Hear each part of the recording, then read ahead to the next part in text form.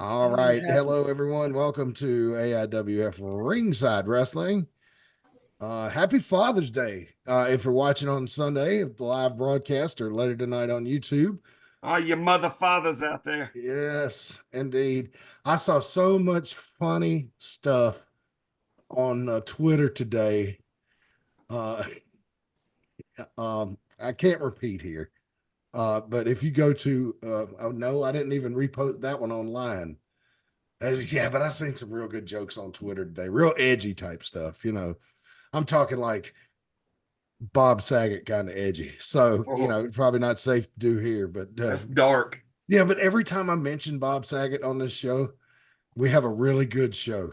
So maybe somebody has alerted Bob Saget in the afterlife what a fan of his, how much joy he brought to me. And when his name is mentioned, he comes and hovers his comedy gold over our show. I don't know. It's a nice thought anyway. Anyway, I am Mad Matt Carter. As you can see, I'm already in the Juneteenth, 4th of July celebration here of my Amazon red, white, and blue beads. See, I'm getting in the patriotic spirit, man, already. And when I opened the box, it said made in China. So anyway. God bless the American spirit, bro. We said all fireworks and all those are made in China too. Well, they're the ones who created them. So yeah. So but anyway, thank you, China, for the lovely beads and the fireworks. I'm being joined as always by Hall of Famer and Commissioner Rick Diesel, along with Hall of Famers Brian and Reagan Danzig. How is everybody today? Good. I'm excited to be alive. Yeah. Well, why just happy to be alive in general, or did something happen that traumatized you to make you a little more grateful today? No, I'm over 60. Every day is a blessing. Yeah. You'll get there. Don't you worry. Oh, it ain't it'll be sooner than you think, probably. I liked it. My aunt, my Aunt Bab, she left us a couple of years ago. She almost hit 90. And when she turned 80, that's what she would say all the time. She said, "Oh, I'm having a great day, man. I got up." So, yeah, she said every day that you're in your 80s was like a roll of the dice. Yeah. But anyway, so good to have you along. Hope you had a great Father's Day.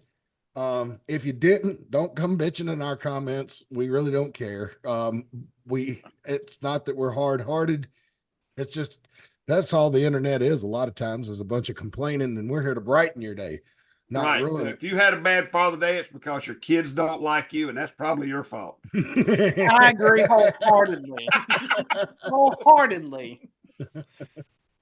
Then again, if you're just, sad and lonely, I do feel bad for you, but you're here at the right place because, we like you. So I guess, unless you don't There's nothing better to do if you're sad and lonely to watch wrestling. Right. Yeah. And if you look on Twitter, you'll know that you're not alone. So, oh my God. And if you're single, you've never been married, you never had kids, just go stick your face in the toilet and go, "Why won't you give me anything for Father's Day?" I don't get it. That's where your kids are. Oh.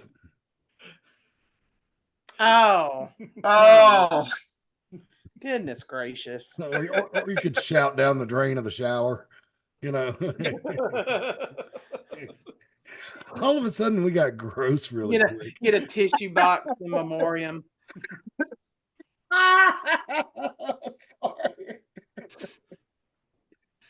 Oh, once we get going down that road, folks, it just it snowballs, man. And yeah, Bob's with us tonight. I know Bob's with us tonight.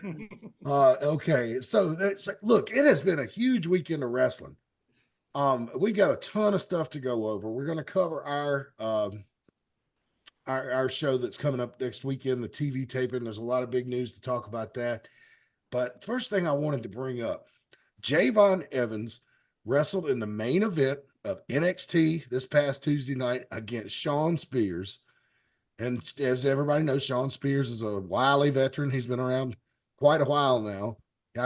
I call him a veteran if they've been around 8-9 years. And Shawn Spears has been on the national scene. He was in NXT at first, and then WWE for a little while. Then he went to AEW for a little while. And now he's back in NXT. Is that right? I think that's right. Because you know more about that than I do.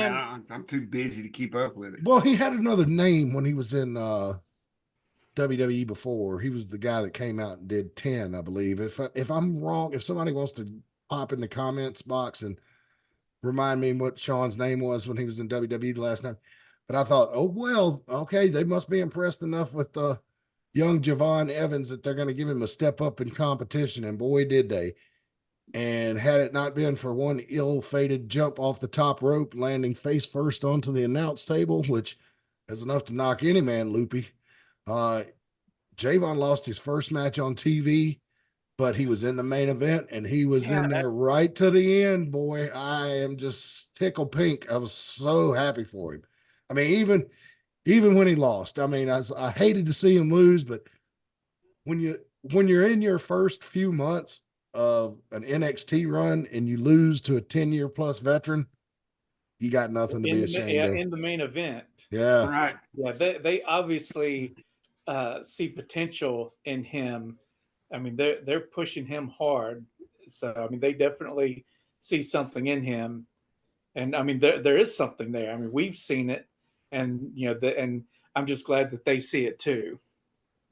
Absolutely. Yeah, So, Mr. Bouncy, I'm happy for him because he is a good kid. We all know, we've all dealt with him, we've all talked. He's been on our show several times. I remember that when he was first, coming around, and you just seen something in him. Then he just had that heart.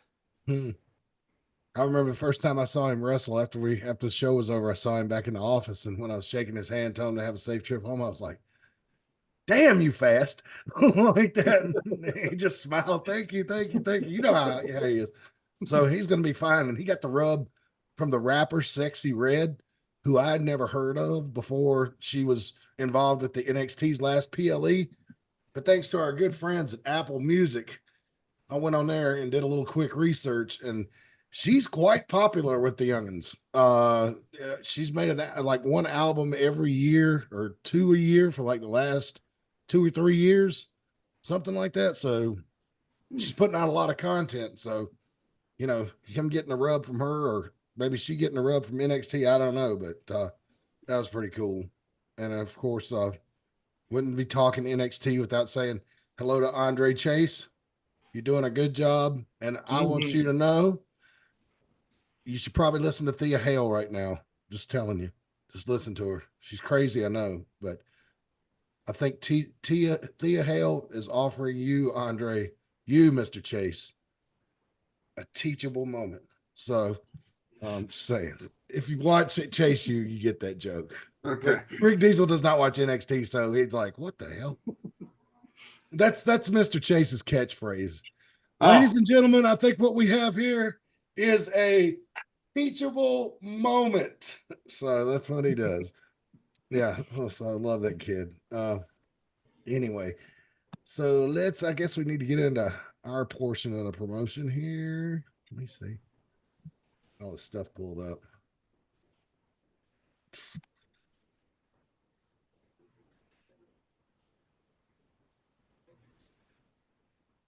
Dead silence. Yeah. That's exactly what they love in podcasting. Cardinal sin. That's what they told me when I got into radio too, Danny. What do they Dead air, call it on buddy. the radio? Dead air. Yeah. Dead air. That's what they call it in the radio. Yep. All right. This is AIWF Ringside Wrestling for Father's Day, June 16th. Don't wish your life away, Matt. June 16th, 2024.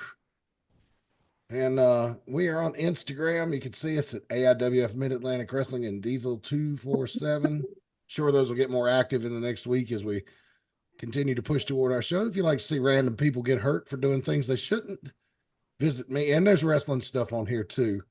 And sometimes some inappropriate jokes, but that's what this is. It's fun over at Mad Matt Concord. So I mostly retweet other stuff, but we have some wrestling promotion on there, is true too. And we're over on TikTok as well. Although TikTok to me is,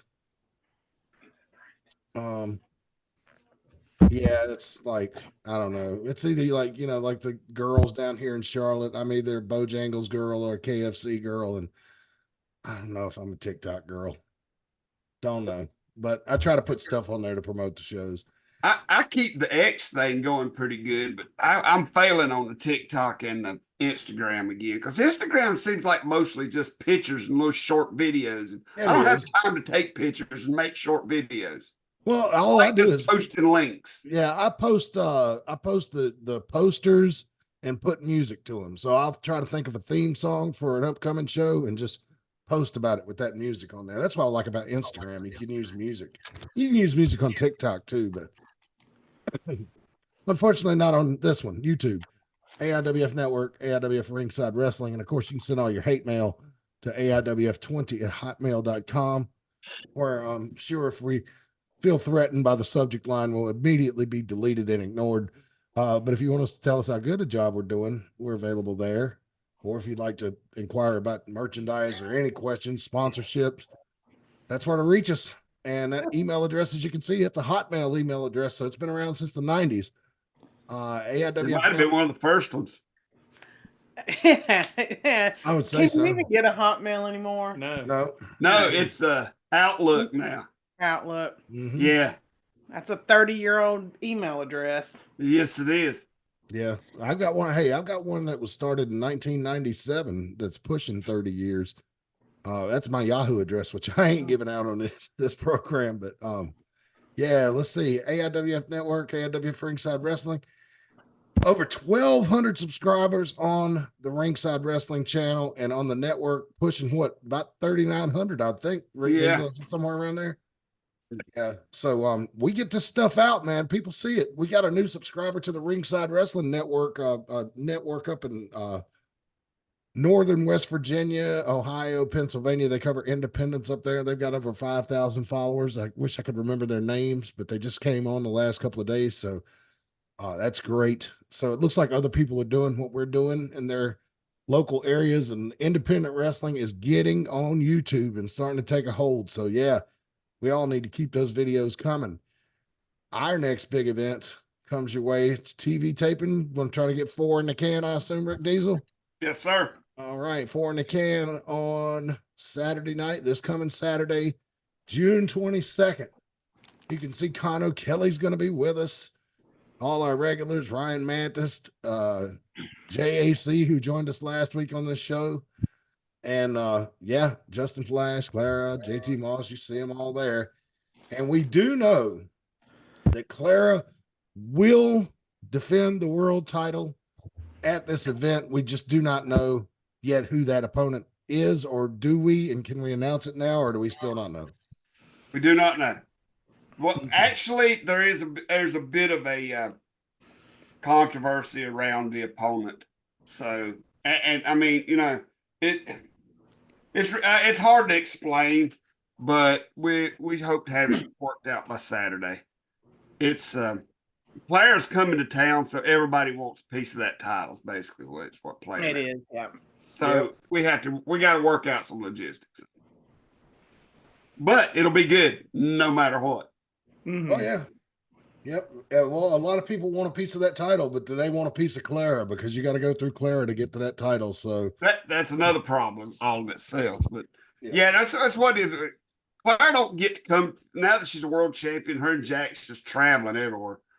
So it's hard to get her on the schedule. So when you get a champion like that on the schedule to bring them through, you know, people start lining up quick.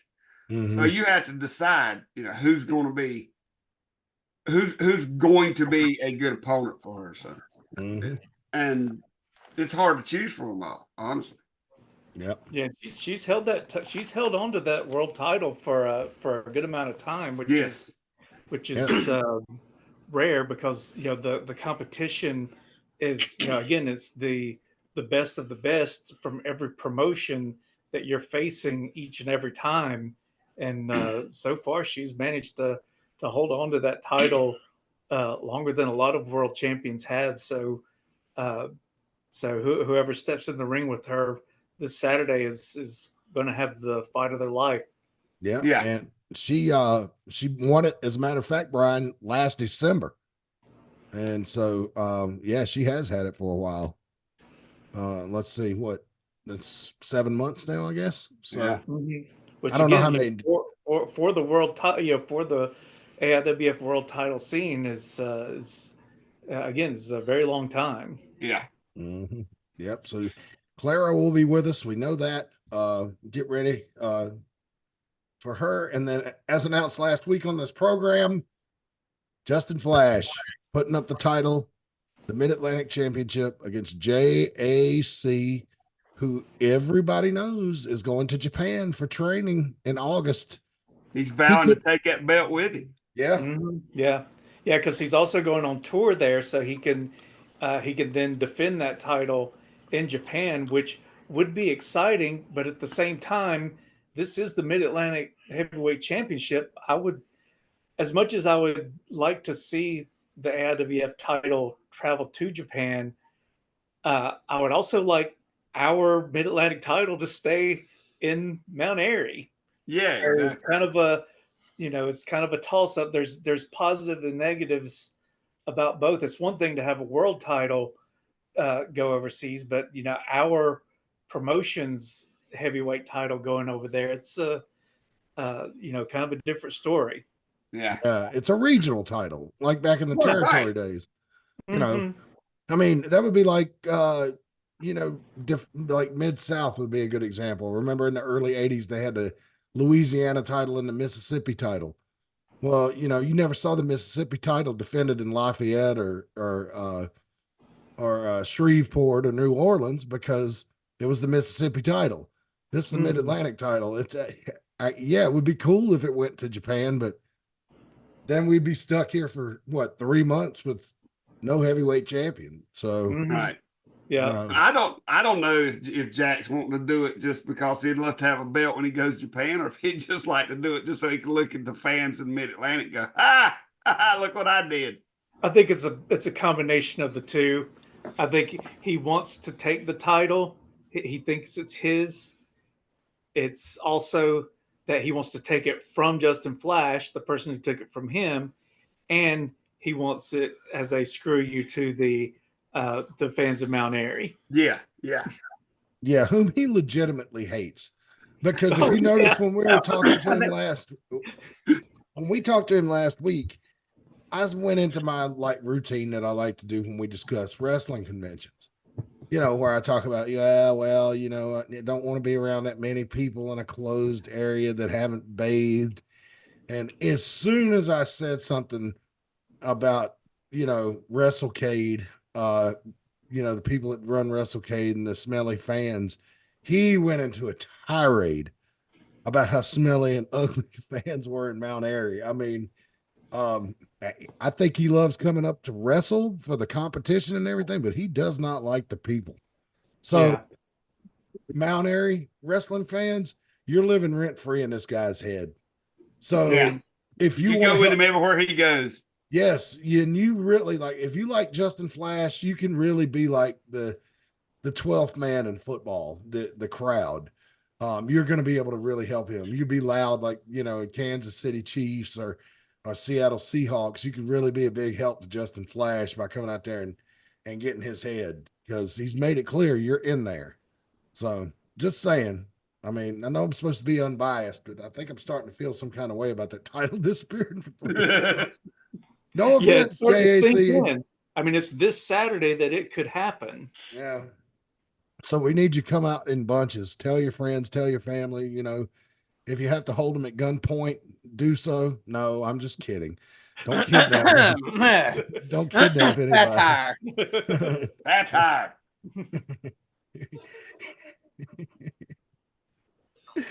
Oh, it's like the time that Bradshaw was driving around.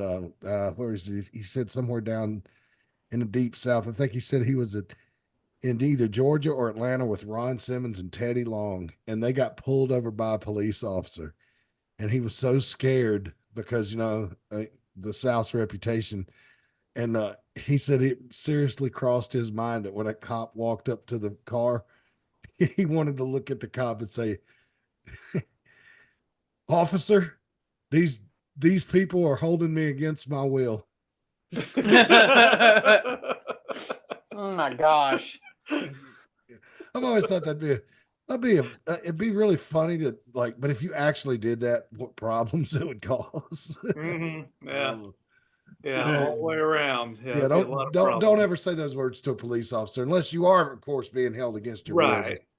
But anyway, so I think before we encourage people to break any more laws, I just need to move on. This is our calendar for the rest of the year. As you can see, June 22nd, our big TV taping. Then we'll be back with you in July for Capital Punishment. And that'll be on July 20.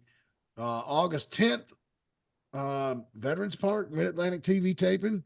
Hey, that's me and my mother's birthday weekend and my wife's. Let's see.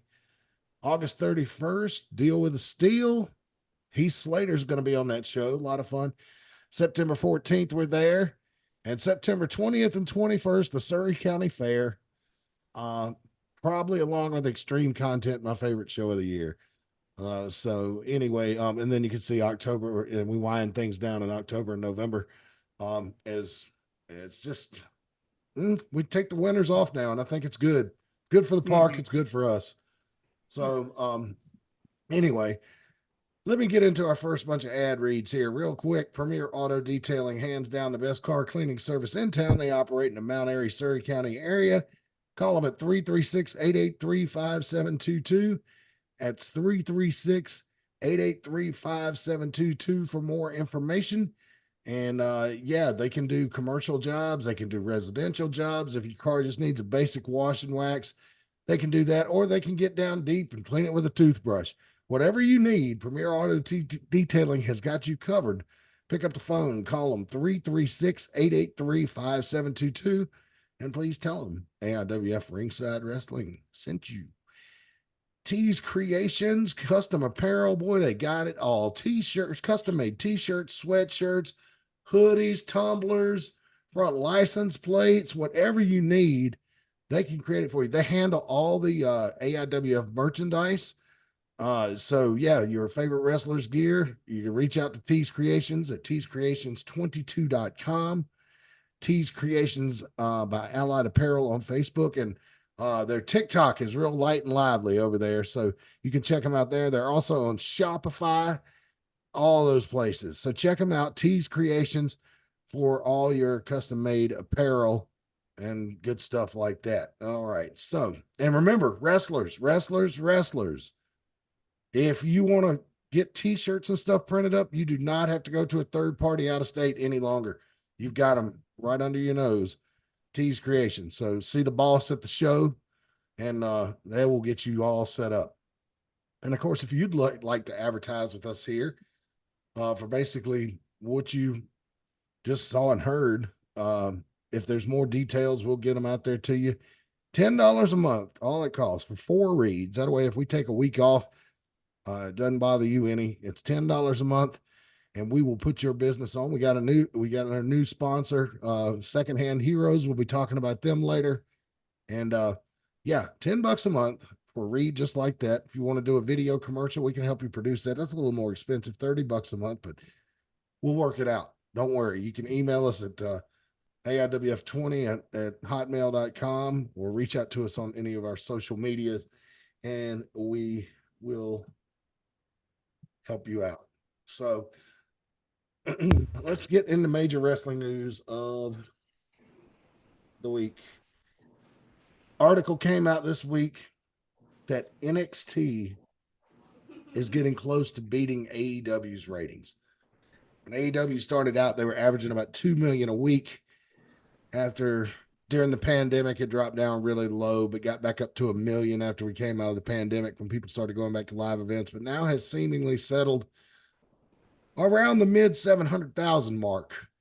NXT's kind of been hovering around the mid 600,000 mark. So 650,000 people watching per week per average. Now that number fluctuates because they chop it up into quarters when the ratings come out. But, you know, Reagan volunteered a couple of months ago to watch AEW and has already given up. I think that is a very good reflection of what's going on across the country. And I don't necessarily think those fans are like going over to NXT, because NXT is not something the average wrestling fan watches. You got to be a real diehard like me, because I want to know what's coming to the main roster next. I want to see these kids when they're still wet behind the ears, fresh out of the indies, fresh out of college, and Obafemi's case fresh out of Nigeria.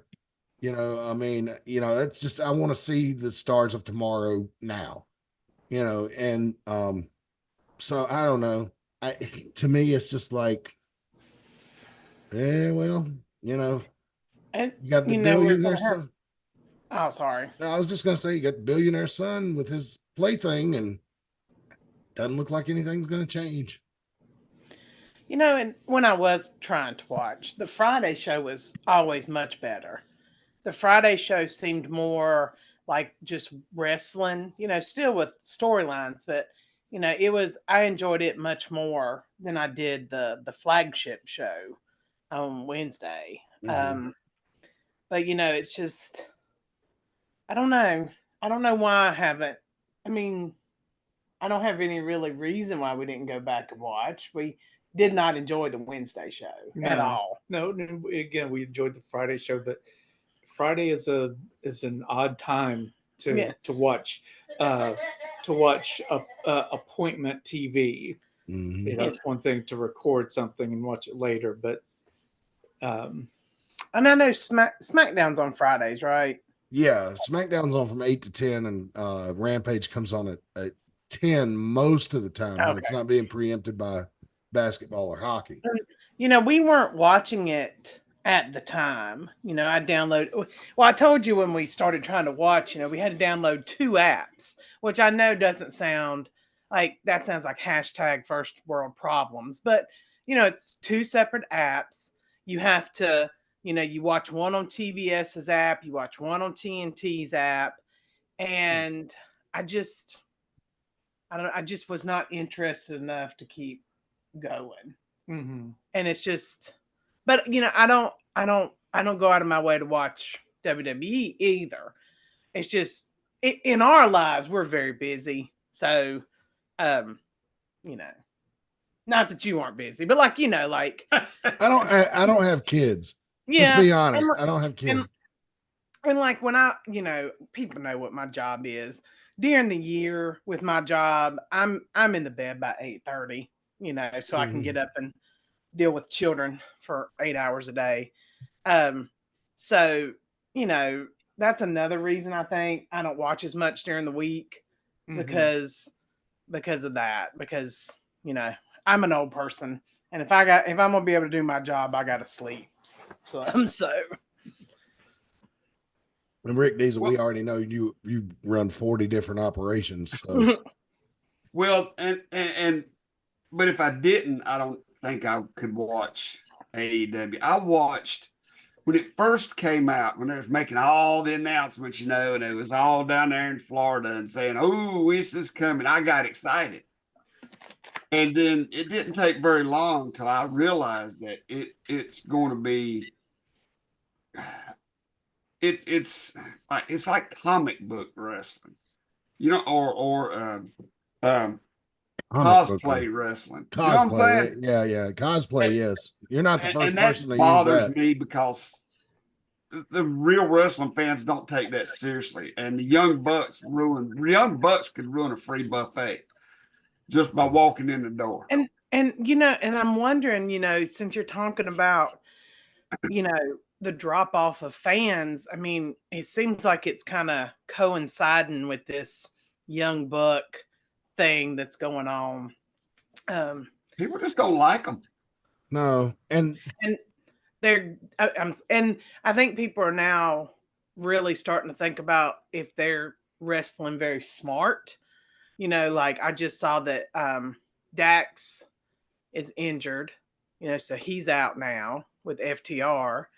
And it Dax? Is one of them is injured. So he's out, and they said it was something, it's like it seems like every week after a show you hear somebody's hurt. Yeah. But I don't know. good What? portion That of could be them. desperation. Since you just keep looking at I don't me. know. It's like I'm looking at you, see if I don't want to interrupt you if you start talking because I'm trying to stop doing that It's just weirding me out that you're looking at me while you're talking. Yeah, well, Brian, you Tell haven't her what watched she the wants to show. hear. Tell her what she needs to say, Darren. Brian. Yeah, it's like Brian's like he's not watched the shit either, so Right. that's no comment. Well, it's because I don't. Do you think that they're doing this more dangerous stuff, just trying to get people to watch? Well, Yeah, You know, it's like car wreck. Everybody wants to see a good car that's what wreck. Tony you know? Khan likes. They know that's what Tony Khan likes is that time of crash wrestling. You know, I think that's what they're trying to do. Well, if I do matches like Tony likes, I'll get more TV time. So, you know, let me jump through this plate glass window head first. Because and if I get hurt, that's okay. They'll still pay me while I'm hurt. So, but you know, I don't mind dangerous. I'll quit looking at Brian. I don't mind dangerous stuff. If it's, I'm just trying to how, because I mean, I've been involved in dangerous stuff. Brian's been involved in dangerous stuff. You know, It just has to be done the right way. yeah. There's a safest way to do. There's really no safe way to do some things, but there's the safest way, and it just seems like they don't want to take the time to do that. yes. Because, you know, thinking about what happened to Adam Copeland, like if that had been a 25-year-old, it would have, like, that would have been something spectacular. You know, we've had David Parrish came off the top of the cage last year at Deal with the Steel, you know, and it was beautiful and it looked great. But, you know, he's a young guy. I think I don't know, I think it's my old. If I had come off the cage, You've been like, oh my God, what the hell is that guy doing? He has a family. What the hell? Yeah. Like, he should know better at this point in his life. Well, it's like Javon Evans right now. He's bouncy because he's in his early 20s. Now, if he stays in wrestling another 20 years, they ain't gonna be calling him bouncy in 20 years. No. They're gonna be calling him a solid veteran, but they won't be calling him bouncy or high flyer. I don't think in 20 years. You know what I mean? The only person though who has kept their bounce and their speed is Justin Flash. I mean, Yeah. He's not as old as we are, but you know, he's kept his step. But you know, you can watch him and see that he does what he does well, and you know, and makes smart decisions. But like, right, and he doesn't overdo it. No. He does take high risks, but he doesn't do it throughout the whole match. He does it at the appropriate point in the match. He then takes does the high risk move off the top rope, and most pays off. Sometimes it doesn't, but it makes sense at the point at which he's doing it. Mm-hmm. And I just, you know, you just keep hearing over and over again, this person's hurt, this person's hurt, this person's this person did this, you know, and it's just like I said, I am not like you and Rick. I enjoy some of the kind of wrestling that they do. You know, I liked some of the theatrics of it because, I mean, if people have been listening, they know that I was a huge fan of Lucha Underground. A lot of guys that's in AEW were in Lucha Underground. So but not enough to watch it on a regular basis, though. Let's be clear. No, and I'm not saying, I'm talking about like Lucha Underground. You know, I'm just saying that we do like that kind of wrestling, and we still don't watch AEW. Yep. And so, you know what I'm saying? Like, but you know what? Yesterday at Clash of the Castle, during the Cody Rhodes AJ Styles I Quit match, AJ gave Cody a brain buster on the announce table. And I was like, you know, and I popped for it. I'm like, oh, blah, blah, you know, creative swearing. But the thought never entered my head that Cody would be hurt. Just because they are not reckless. They are safe, even with their dangerous stuff. And Cody bled like a stuck hog after that. And rightly so. I mean, if somebody drops you head first onto a television monitor, even if it is a small computer screen, you know, sharp, pointy plastic and human flesh, not a fair fight there. And so, but yeah, and it was actually cool to see blood on a wrestling pay-per-view again yesterday. And that was nice. I mean, it wasn't like Ricky Morton being cheese grated by Ric Flair in the mid 80s, you know, where all you can see is his eyeballs, or Eddie Guerrero in 04, you know, against So Bradshaw. they didn't black and white it. No. Oh, good for them. Now, the Yeah, good for photos them. you were going to see that I'm going to show in a little while on the internet were black and whited, but during the television broadcast, no. They might black and white them when they show like clips on Raw or whatever, but he's making peace with Dustin getting fired from WCW for juicing in that terrible tractor trailer match. yeah. Well, Dustin was joking about that on Twitter this past week because I think it was the anniversary of that. You know, and so you want to see a bad wrestling match. Oh my God. Yes. That was on so many levels. That was bad. I mean, it was the worst thing because we watched it recently.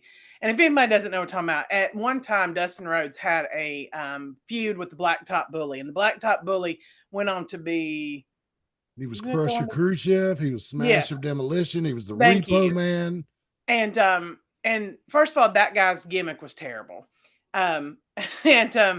You know, Dustin was the natural at the time. And they had a match in the back of a tractor trailer. It was like a cage around it and a bunch of hay bales. What they had to do was climb to the top and pull the thing to make the truck go. And so not only was it going down the road like 35, 40 miles per hour, beside it was the truck going just as fast to get, you know, footage of it. So you talk about people doing stuff that's dangerous. Like there were times I'm like, if he falls off, they're going to run over him and he is going to die. I mean, it was bad decision after bad decision after bad decision. And Dustin Rhodes juiced in that, or I'm sorry, bled. Don't break my legs, Dusty. And lost his job in WCW. Yep. But went on to do great things. So yeah. So yep, like the whole Steve Austin thing. I mean, you know. Mm-hmm. Yeah. Sometimes, just because you get fired, don't think it's the end of the world. Sometimes it's the best thing that can happen to you in your career. Oh yeah, I'm sure he made a lot more money as Goldust than he ever did in WCW. Oh yeah, definitely. Anyway. But yeah, just bad decisions. Hopefully Tony Khan doesn't get a hold of that and want to do an update of it. Oh, somebody will definitely die if they do something like that. Maybe that's what he wants. Maybe he wants somebody to die. I mean, I don't know. I'm not saying that he actively wants somebody to die, but it's like Evel Knievel used to say. When people buy tickets to see me do one of these daredevil jumps, they don't buy a ticket because they want to see me die, but they don't want to miss it just in case I do, you know. And I think it would be a bonus. Yeah, it would be a bonus. Well, I was there when Evel Knievel got killed. Oh, I was there. Man, remember when Darby Allin jumped off that scaffold through that plate glass window that had nails wrapped around it? And bled out right. I was in the building the night that happened. Oh, cool. Hey, grandkids about it. Yep. Hey, y'all do know that AEW's coming to Winston-Salem here locally in our area. Are they? When? I seen it. It's like July or August. I saw they were gonna. Well, they were selling maybe I'll tickets take the bullet for that and go see it live.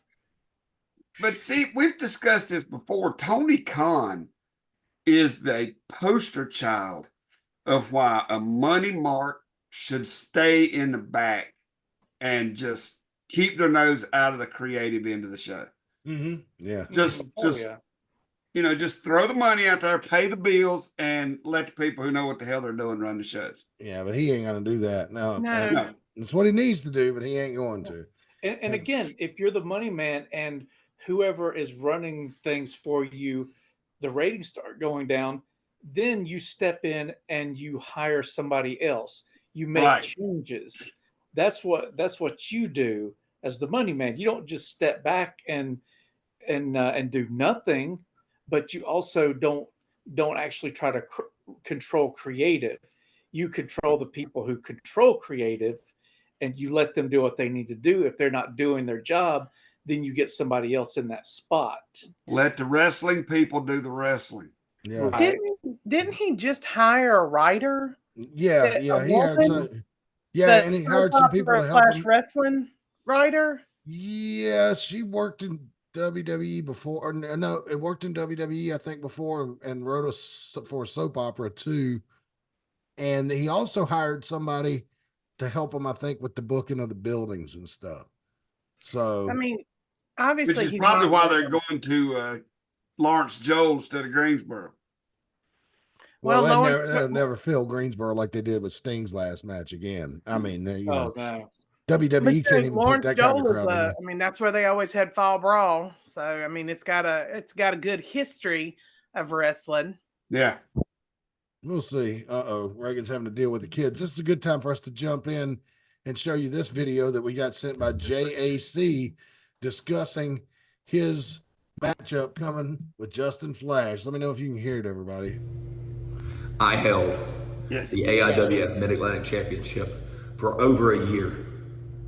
I defended that championship every 2 weeks with honor, with pride, bigger and better than anyone ever has. I beat former AIWF world champions while I had that championship. I main evented every show I was on, and I was the most talked about guy in the history of that company. And Justin Flash beat me. Well, you beat me, but let's see. There were several ref interferences in that match. And hell, it was over a year ago, and you got what? How many times did you get a chance to wrestle me? 3 times, and I beat you 3 times. You beat me 1. Let's see the freaking math. That don't make sense why I never got a rematch. Not even a phone call. I never got a damn phone call at my house for my rematch. I made money. I made box office bigger and better than anyone ever had. But the offices don't want me back. Why? Because there were riots? Why? Because there was actual entertainment? Why? Because I didn't lose my championship to some other guy while I was the current champion and then cry and moan about it online and not really do anything about it, but go to the office, hey, please give me a ladder match. Can I have a ladder match? You're a crybaby, Justin. You always have been. See, I earned my opportunities. I beat David Parrish in the middle of the ring. And then I challenged you. I told you who Daddy was. I told you who was the guy that always has had your number. And I can't get this thought out of my head. You're not better than me, Justin. You never have been. And this Saturday, I'm going to beat you and take back my championship. Because God knows that stupid place deserves to have a champion worth talking about. Pretty intense. He's always so intense, though. Yep. But he's not wrong. No, he's not wrong. I but mean, he's, you know, he's also. I'm not saying that he's not wrong by saying he's a better champion than Justin Flash. I'm saying he's not wrong about the attention he brought. You know what I'm saying? And he's not wrong about how long he held the belt and the people he beat for the belt. And he was an amazing champion. You cannot deny that. No, you can't. But at the same time, you can't deny that Justin Flash beat him. Right. And so Justin Flash is the rightful champion. And can Jack beat Justin Flash? Yes, he can. We've seen him do it before. But also, we've seen Justin Flash defeat Jack before. So for me, this is a 50-50 coin toss. Either man could walk out of the building that this Saturday as the champion. And let's be honest too. I mean, part of the reason JAC did not get a rematch probably as quickly as he wanted to, he simply wasn't available. I mean, he's been wrestling at a lot of other places. So, I mean, you know, and as a promotion, you know, stick up for the office a little bit here. You got to make your plans. You got to book, you know, you got to book your talent. You got to set the card. So you can't just sit around and wait on 1 or 2 guys. And if they're, hey, you know, I'm gonna run some I'm gonna work at some promotions in South Carolina and Tennessee for a while, and then I'll see about coming back. Well, okay, so you move on. I mean, Yeah. if somebody Right. tells you they're not going to be around for a while, you take them at their word. And it's not like he and Clara have not been busy. I mean, hell, JAC was Tim Storm's partner on NWA Wrestling, and that's the first time I watched NWA in probably 4 years. So, Right. I mean, he has been a busy bee. So, but Mhm. it's not all on the office, Oh because no, it's not like the guys in the back were protecting Justin Flash from JAC. It was, yeah, you're right. It was a simple thing of JAC not being available Mhm. for a rematch. I mean, we would love to see a rematch. God, You see, yes. I mean, those matches, every match they was a classic and another match. Different So, computer, remember? Oh, yeah. That's why they're a little choppy.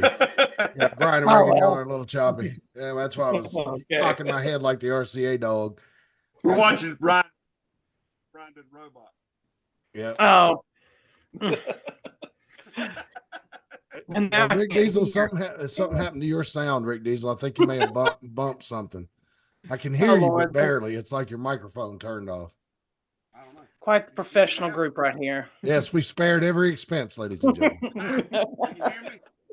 Yeah, I Nope. can hear you. You're just real low. You're just real low. It's like your microphone turned off. That's weird. It makes And it- There you go. Wait a Wait. minute. Talk again. Huh? There you Yeah, go. Now Okay, you're now back. we can hear you. I Well, didn't yeah. do anything to it Well, maybe you bumped into something. either time that I know of. Okay. Who knows? Well, look who it is. Sergeant Stryker has entered the Ah! waiting room. Should I let him in? So I finally, yeah, he asked about an hour ago and I said, I told him what he might be able to do. So that was an hour ago. So, Yeah. All right. So he's finally joining us. but like the thing with JAC, you're right. He has been, I mean, he's been very busy. It's not like the office was like, screw JAC, screw Jack. Like, it was legitimately a logistics issue of Yeah. God, when yeah. can we get him? When can we get him back? When can we, get this rematch going? JC is a phenomenal worker, but sometimes he's a little intensely whiny.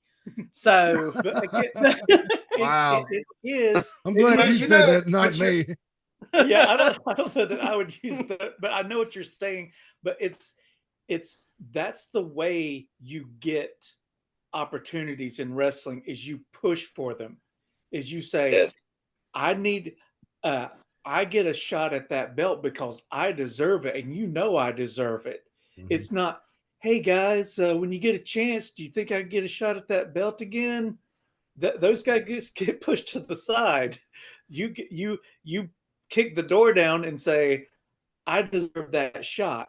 Give it to me. Those are the guys who get the shot, and that's why that's one of the reasons JAC is getting these opportunities is because he doesn't pussyfoot around. He tells them, I deserve this, and they're like, yeah, you're right, and they give it to him. and he does deserve it. Yeah. Yes. Yeah, he Yeah. does. But another thing, and I'll give the devil his dues, is when he had that belt, he was there. He Yeah. was reliable. He was a fighting champion. Yep. But when he lost the belt, it's like all these people who've been waiting for JAC to become available. All of a sudden, the world opened up for him. And everybody started jumping on his bandwagon, and he was everywhere. So, giving him credit while he had that belt, he stayed loyal to the Mid Atlantic. But when he lost it, he was like, "All right, I'm not a champion there anymore. So bring on the opportunities." And they was like they dumped it like out of a dump truck on him. And now he's going to Japan. I mean, what I'm saying? So. Yeah, and again, it's even if we had been able to bring him in for a rematch for that belt, would he then have been able to defend it? on a regular Right. basis with his heavy schedule in Tennessee and South Carolina and all these other places. Well, and yeah, it ain't like he could just look at all those guys and say, "Well, I'm Mid Atlantic champion again, so I need to cancel all these dates." Right. That ain't the way this business works on the indies. No. No. So And it's working out for him the way he's running his Yes. business. So I don't know if he wins that belt on Saturday night. What is the scenario afterwards? He's taking it to Japan. Because his schedule has not lightened up. It's just got worse. So, We know we won't see him for 3 months. yeah. Mhm. Exactly. That was what I was getting ready to say. You know, he's not going to give up at Japan tour or whatever just to hold the Mid Atlantic and everything else like that. He's going to be gone for a while. And the belt will go with him. Yep. Yeah. So it's not like we won't have a champion. We'll just have to have a champion that can drop by. He'll be our Brock Lesnar. Yep. Yep. And as you can see, ladies and gentlemen, Sergeant Stryker has joined us after some technical difficulties. Welcome, Sergeant Stryker. It's been a while since you've been here. Hey, it's good to be back, Mad Matt Carter, Brian Danzig, Reagan, and Rick Diesel. I have been away for a while. I've been going through some stuff, and I don't know if y'all know that. If anybody knows that, just this time last Sunday, I was in the hospital for 4 days and didn't even know where the hell I was at. Well, that sucks. Yeah, but I mean, thanks for coming on here and bringing us all down. I appreciate No, that. no, I'm not Happy trying to Father's bring Day. y'all down. Happy Father's Day, I'm not trying to motherfuckers. bring y'all down. Just It had to because happen. Eminem come back don't mean you have to come back dressed like a rap star. Well, I'm not dressed like a rap star. He is kind of dressed like a rap star. No, we're glad to see you up and back at him. Well, yeah, that's what I was saying. With me being in the hospital and everything, and some stuff that I've been going through personally, it's opened my eyes now and made me realize that I need to be pushing myself to be more interactive and everything. And I was on here for the longest time, and then I just dropped off Facebook. And not Facebook. Well, now I have dropped off Facebook again, but yeah. So I want to get more interactive, and I want to try to be here every Sunday now. All right. Well, you're more than welcome. So let's get into Clash at the Castle, because there's a few things I want to talk about with you guys. Did anybody on the panel see the show besides me? Let me show of hands. No. Okay. No.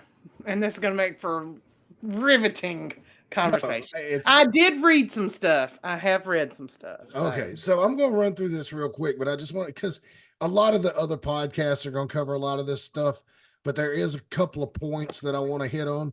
Again, it was another 5-match deal like we had, industry leader, industry fault. So they started out, which I thought was kind of odd, with Cody and AJ for the WWE title. Notice Dan Engler, the referee, that's kind of a big deal. And he informed them at the beginning, as you can see, Samantha Irvin there, and Dan Engler told him, "Oh, you can do anything you want. The only way this match can end is one of you say, 'I quit.'" I mean, pretty cut and dry, right? All right. So they start having the match, and, it's a typical wrestling match, but, with the "I quit" rules. They were channeling their inner Magnum TA and Tully Blanchard in this match. I got to give them credit. And they would scream into the microphone like that. And Corey Graves gave a history lesson of, how the match, Michael Cole said the first "I Quit" match in WWE was at WrestleMania 11 between Bret Hart and Bob Backlund. And Corey Graves commented, "Yeah, but the match was popularized in 1985 when Magnum TA and Tully Blanchard had it at Starrcade." And I thought that was really cool. There's the brain buster on the table, right? And you can see the look on Corey Graves' face and the look in the people in the crowd. There's actually a child frightened right there. See that? Yeah. And so, and of course, this is why I didn't put it in the slideshow. I want to make everybody clear that I'm getting these off WWE.com Are they taking water breaks between matches now? What do you mean? I noticed there's a water cooler over there. That's the That's Prime the hydration station. advertisement. That's Yeah, the that's an Prime advertisement. station. So Prime it's not. Energy. I know it's product placement, but how do they use it? Do the guys run out and drink water between matches, or No, they get one somebody- on the way back to the dressing room? I don't understand why it's in that position. It's just there to make you think about Prime, and sometimes somebody goes through it. As you Uh-huh, can see, and some of the bottles knocked off of it, right? Yeah, I See? was getting ready to say there are some bottles on the bottom laying on the floor right there, so you know somebody's got to be sneaking and drinking one. Hey, y'all remember the Father's Day conversation we had a few minutes ago? Yeah. No, I'm depressed If- now. Okay, if you look at Kevin right now, you see the kid's point of view I was talking about. I just said to Brian, it looks like his phone is in his crotch. I muted. Oh, hold on. There we go. Well, see what it was I'm trying to get it to where I'm not looking down, and it looks like my eyes are closed. So I turned the camera upside down right here, and didn't realize where it was positioned. So yeah, It's gonna be so entertaining going forward. Y'all know that, don't you? here we go. Is that better? There you go. All right. All right. Okay, where were we, Matt? If Otis Campbell was on a podcast, Lord have mercy. They did black and white out the close-up shots because there was blood in this match. Cody Rhodes started bleeding first. As you can see, Dan Engler has the gloves on. AJ Styles would bleed later. And I mean, it did get pretty vicious. You can see this. This is not a good time for Cody. I mean, they such good photographers up there, though. yeah. They lay him in, boy. This is kind of where they were screaming like, hell no, when the referee would ask him. AJ took off Dan Engler's belt and started whipping Cody with it, which is some pretty old Southern wrestling. Yeah. And then put the squeeze on him, and I don't know what happened there. I can't remember. See, there's that damn water bottle. Prom. No, that was a water bottle. Yeah, that's a water bottle. Yeah. No, Prime's $2 a bottle. You don't want to just smash that over somebody's head. There's Cody's mom. That is Cody's mom. AJ was out there taunting her. And then after she Well, hit she him, shocked the shit out of Ricky Morton sitting over on the side. But she slapped him twice and told him, fuck you. I heard it because I watched the live version. And, oh wow, that's nice. And then when he started to go after her, but then thought twice of it, you know, because the crowd like kind of came up around her. I think there would have been a riot if he would have started over that rail. I'm serious. And then the people in Scotland start chanting, fuck you, AJ. The whole arena, fuck you. And they could, it was on Peacock, so they you know, they'll cut it out of the replay. But during the live event, not much. I mean, why would you? It's a premium live event. Anybody that's there knows what they're in for. But it was to the point that it was so loud that that Corey Graves was like, God, these people in Scotland are such foul mouths. Well, now, if this right here, if this particular incident had it right there that had happened in Memphis in 1980, that old gal took a beating, boy. Yeah. I see, she hit him, and then he kept going back over there, and she was right in his face. And now this was funny because Cody threw a chair, hit AJ, knocked him off the ropes, and threw this table. And people have been posting on Twitter clips of that with cartoon sound effects, and it is hilarious. Oh man. It was funny when it happened. I mean, it looked painful for AJ. I don't think that was meant to be funny. You know, because he's trying to do the phenomenal forearm, and Cody just chucked a chair at him and whammo. Then the Cody cutter. I'm trying to find the point in the match where Cody was knocked out, because this is getting kind of close to the end right here, I believe. Is he already got him cut now? Yeah, that's after he got him cuffed to the rope. So that's how Cody won. AJ said, I quit. And before he dropped the stairs on him.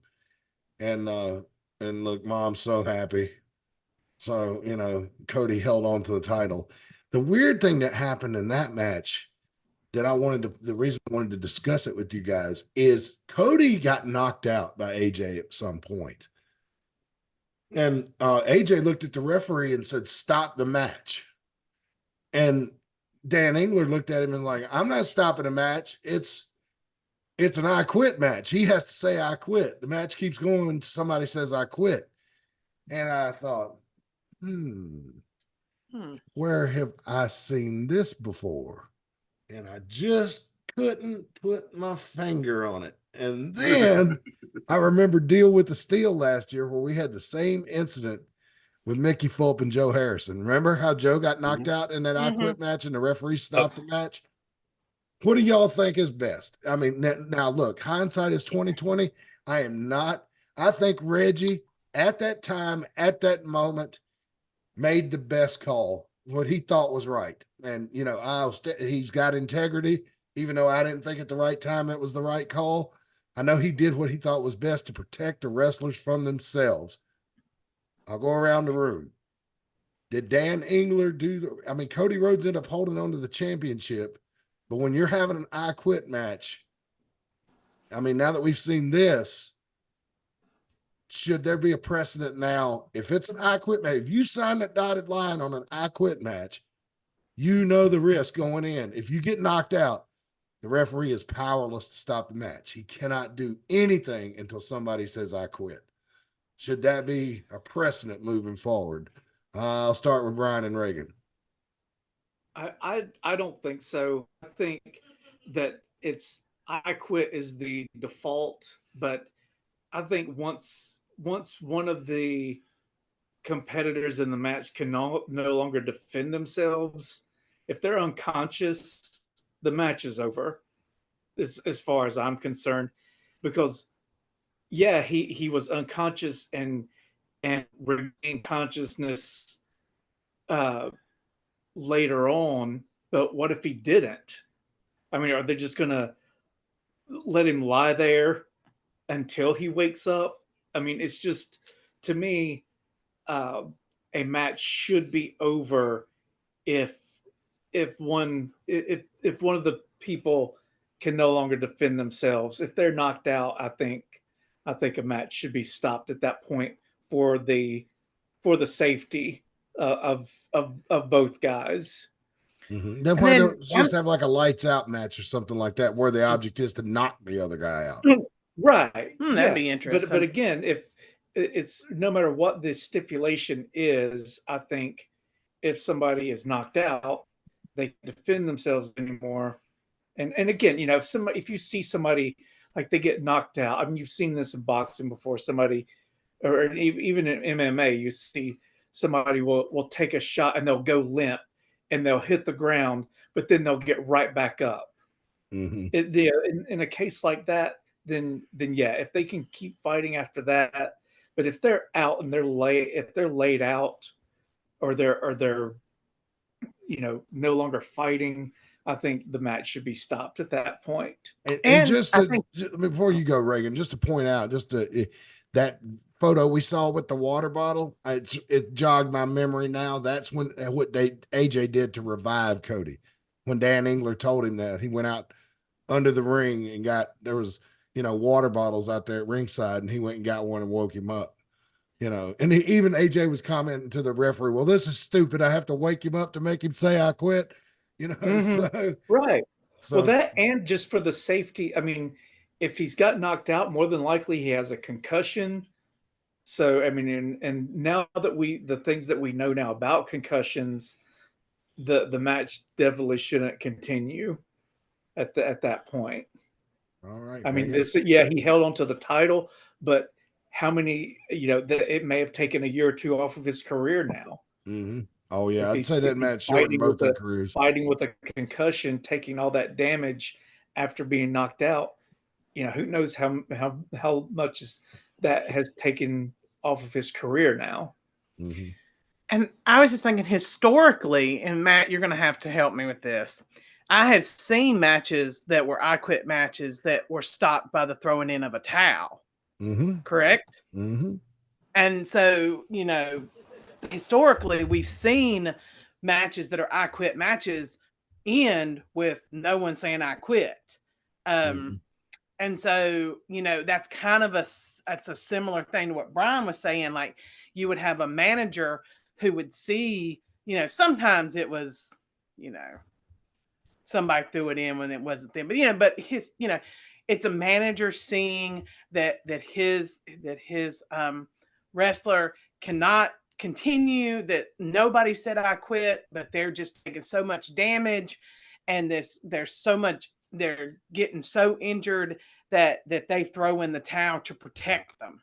Mm-hmm. So I'm leaning to where he's saying, like, I understand that it's supposed to be somebody says I quit, but again, if he's knocked out, are they just going to have him lay there for 20 hours before they take him to the hospital to wake him up and say, and I know that seems like an exaggeration, but I mean, really, how long would they let him lay there? Like, what happens if he had not been awakened by the water? So I don't know. That's my opinion on that. And the you don't know. Thank you for that very political answer. You guys, you sound like a damn politician talking. And also in the Magnum TA Tully Blanchard match, just like Tully said afterwards, he said, "I never said I quit."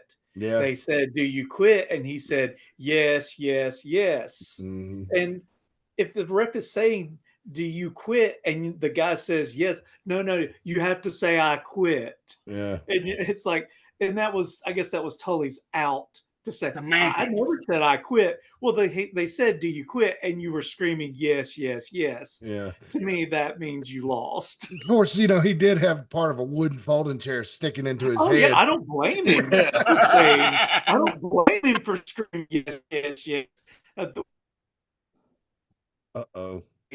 With a sharp wooden stick getting closer and closer to my eye, it's sticking in my forehead, I would have been screaming it too. Mm-hmm.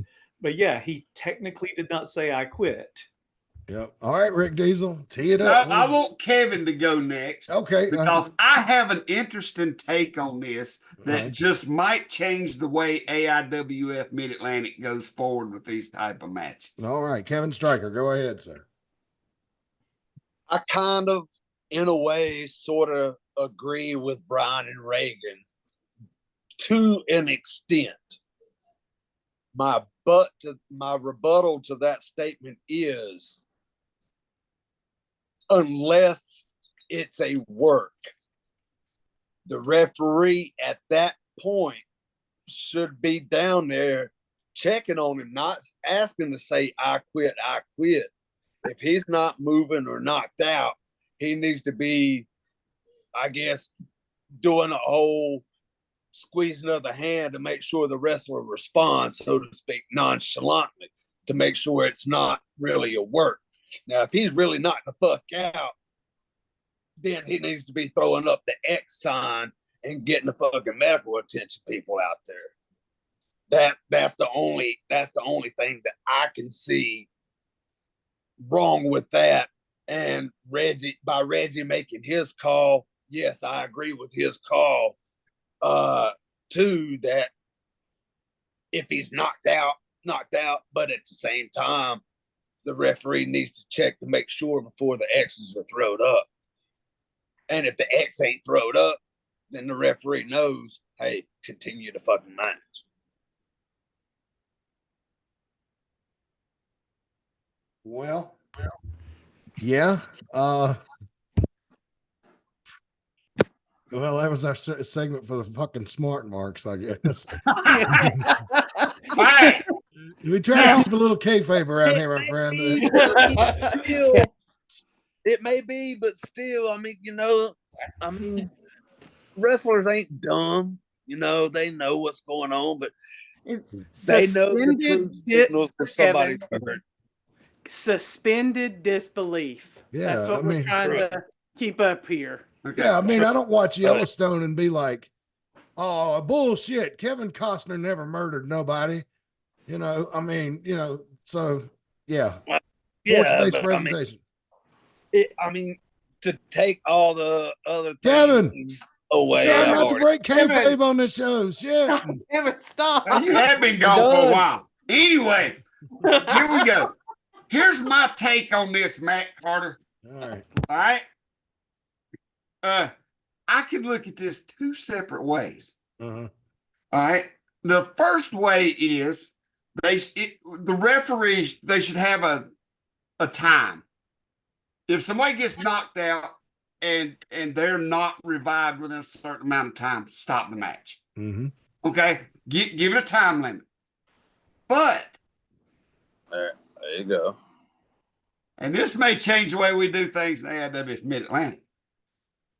If somebody gets knocked out in an I Quit match, in any match, I don't know, but it's mainly an I Quit match. If that's the rules we're going to go by, I say let's get them out of the ring, take them to the back, or set them in a chair, lay them on a gurney or something over to the side, go on to the next match. Then when they wake up, restart that match. Oh, Jesus. You're It really may be in the middle of the calling match, for some- the next match. If he wakes up in the middle of the next match, then that match has to restart, and you got two matches going at one time. Oh, wow. See, I'm of the What's wrong with that? protect your brain. Yeah. Like we know. Yeah, a that's lot what I was more. kind of going with. Is if it really I got mean, knocked out. Yeah, you have him checked while he's knocked out. Juliana can go over there and shove a stick down his throat or something, see if he's still breathing. That's right. Yeah, She's a we trained have a- first Yeah. responder. She can bake him a biscuit. But I mean, I'm just saying. Feed him a What dog if, bone. what if you just move them over to the side when they wake up to say, are you okay? Can you continue? And if they can, start the match back up. They share the ring. Well, I mean, I thought they handled it. If you go back and watch the match, I thought Dan Engler handled it just fine. I mean, he was only laying there like 10, 15 seconds before AJ threw the water in his face and brought him back around. Well, that goes back to my first point. Do they still make smelling salts? They still make those? Yeah, don't they? Surely.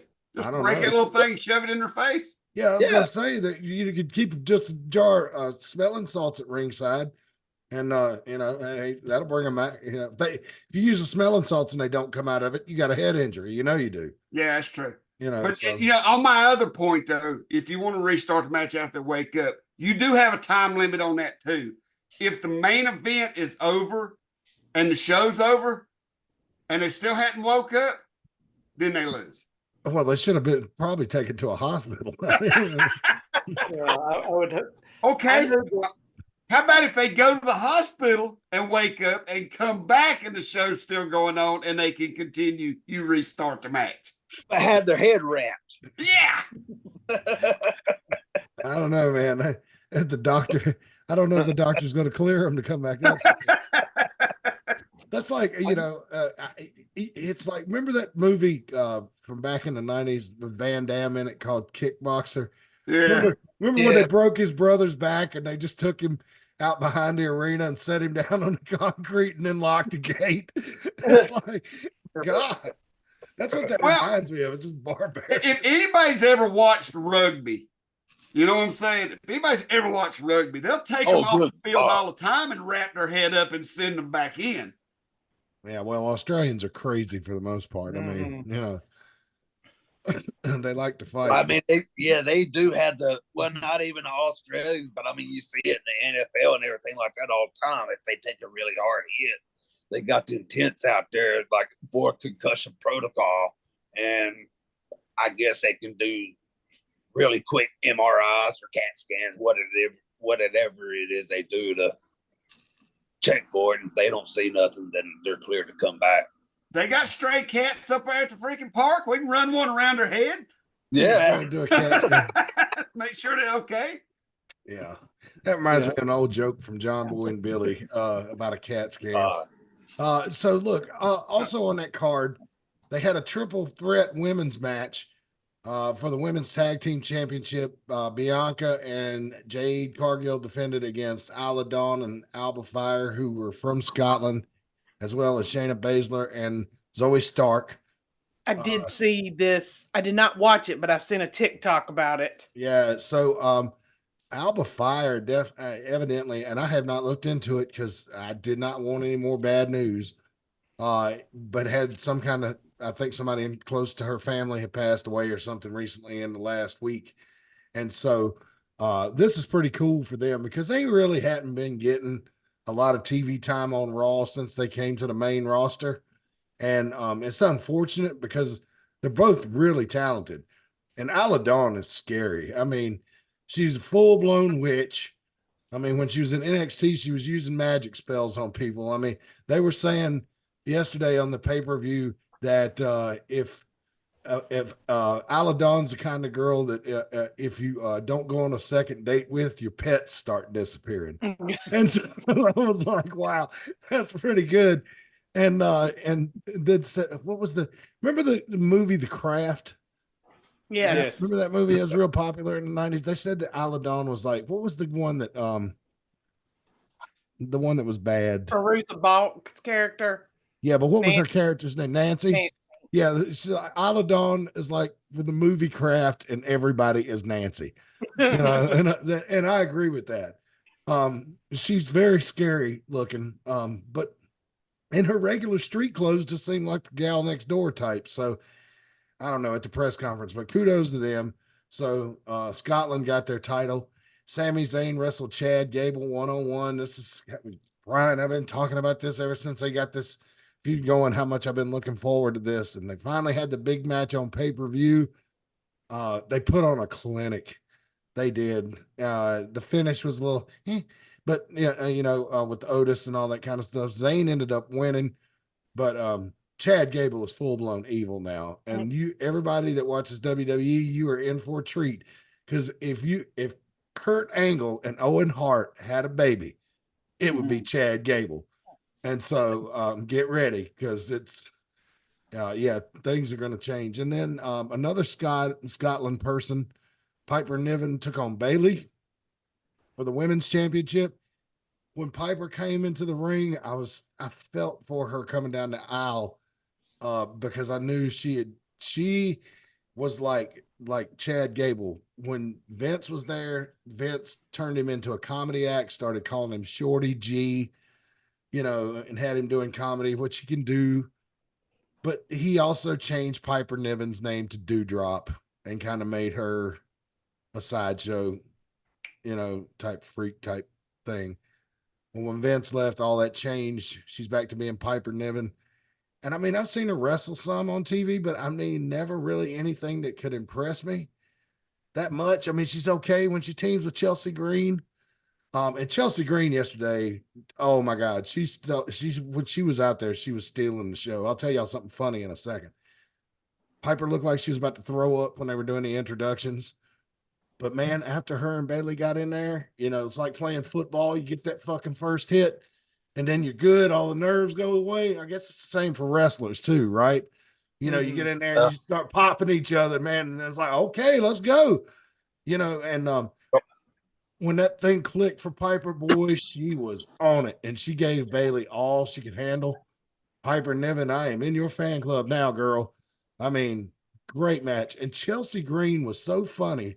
She did something I have never seen before. She was arguing with Charles Robinson, and she was explaining that Bayley had stepped on her hand.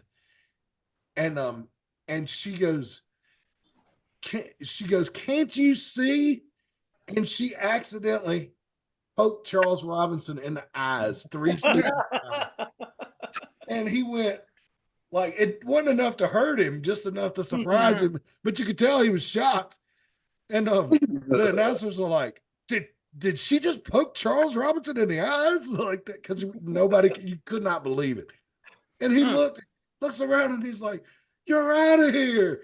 Like that, he throws her out. And Piper Niven starts yelling at Charles, and you could see they've got the camera on Chelsea, but you could still hear them over on the other side. And you could hear Charles. It's like, why did you do that? And she goes, she poked my damn eyes. That's funny. And then she came back to the ring later with a lucha mask on because she thought, of course, the referee wouldn't recognize her if she had a hood on. But guess what? He did. Wasn't a Bailey ended up winning, but or whatever. Yeah, we kind of went over. Oh, sorry. Go ahead. Yeah, Bailey ended up winning the match, but that was Piper Niven's coming out party. The only reason she lost that match was because Bailey's a salty ass old veteran, and you're gonna have to do something mighty spectacular, get up pretty early in the morning to beat her. So that was that. What do you want to say, Reagan? So going back to the Jade Cargill match, this is what I had seen on the internet all day yesterday and today. Apparently, Shayna Baszler put her in a chokehold, and I don't know if it was too tight or not, but they're calling this another Jade Cargill botch. She actually tapped. Yes, she did. Yes, and has driven the internet insane yesterday and today because they were saying that it was probably because she had it on too tight and she was telling her to loosen up. But I guess where she's still a little green, she doesn't know how to do the Ric Flair, thing, Mm-hmm. So I'm sure that's what it was. But yeah, it's people are just all over about that. Well, they're all over her about slipping on the ropes too. I mean, when she tried to come in like springboard style off the top rope. But somebody posted on Twitter today that said, "Hey, for those of y'all that get on Jade Cargill about slipping off the ropes, take a look at this." And they showed an incident where every match on that card had an incident with the ropes, and so I'm just like, well, sometimes the top rope looked like it wasn't tight enough. Sometimes it looked like, it was too tight, Mm-hmm. Are they still using the real rope up there? They gone back to cable? No, they're using real rope still. Best I can tell anyway. Yeah. Because you can tell because that like one turnbuckle will have like a big bunch, big knot of it. Yeah, and you can see where they tied it. The thing is, though, even with guys or women or anybody who is a high flyer who does springboard moves all the time and execute them flawlessly night after night, you will still see them sometimes slip. Their feet sometimes slip. Even the best of the best at springboarding off the top rope mess up sometimes. So you can't really say anything. I mean, I wouldn't really say anything about anybody messing up a springboard move off the rope. Well, and also my wife pointed out that it looked like it was a little warmer in the building that they were used to, because she noticed a lot of the wrestlers sweating. And at WWE, that's one thing usually on television matches, unless they go like more than 20 minutes, you usually don't see them sweating, the men or the women, because the cardio is just fucking out of this world. They're like, a racehorse. And so that she noticed that. So maybe it was another case like Saudi Arabia where the building wasn't properly cooled, or, they moisture on the ropes. Moisture on the ropes, probably. Well, I was wondering if maybe they had some kind of union or something over there in Scotland that, they had to let set up the ring and maybe didn't tighten up the ropes or something. It's rope lube. I mean, and it's just one of those things that happens. You can do 100 springboards that look perfect, and statistically you're going to have one or two that don't look good. I mean, it's just, and that'll be the one everybody zeroes in on. Yep. Mm-hmm. Thank you, internet. And maybe she is too green to be on the main stage at this point, but I don't think that's a sign of it messing up a springboard. No, but she did look lost after it happened. She looked like, oh God. Yeah, I think, that's another thing is it's not messing up, it's how you recover afterwards. And I think she has she has trouble recovering. Mm-hmm. I've seen that in several matches of hers, not to break that fourth wall about wrestling like Kevin does, but with the tapping, that's something you learn as time goes by. Once you become a ring, worn, once you get your feet wet a little bit more, you learn what to do to have them ease off of you. Yeah, because the announcers couldn't cover it up because it was right in front of the camera. I mean, it was like this. Yeah, they were like, I did saw she the tap video. out? But the good thing was the referee was behind them. So the referee did not see it. I mean, some referees, I know when I refereed, if something like that happened, that's calling for the bell. I mean, me and everybody in the audience saw it. Sorry. I mean, that's what happened with Kevin Phoenix in a match in Virginia, in Tennessee, right? That was, or was it West Virginia? I don't know. I think it was Virginia. Oh, were you talking about the nut shot? Yeah. Yeah, it's in Virginia. Yeah. No. Yeah. But yeah, so I mean, she's gonna get there, but sometimes I think she was thrown in there real fast. I think they've done everything with her too fast. Yeah. Yeah. But she's just not been ready for any of it. But they do it because of her look. And she does have an amazing look. Yeah, she's like Storm of the TV X-Men that came to life. She's TV perfect almost. But that don't mean that they've just got to throw her out there and let her make a fool of herself. Right. She's not going to lose that look in a year or 2 years. She's still going to look like that next year, this time next year. So get her some experience. Get her on one of the lower indies and let her work out how to actually do it. And considering they took established TNA stars, established ones, and put them through NXT. Bobby Roode, I mean, he was a tag team champion. He was a hell of a worker. Over in TNA. They put him right into NXT. And that's one of the reasons that James Storm didn't stay with WWE is because they wanted to put him through NXT first. I mean, how many people do you see come from other organizations and they put in a little time in NXT?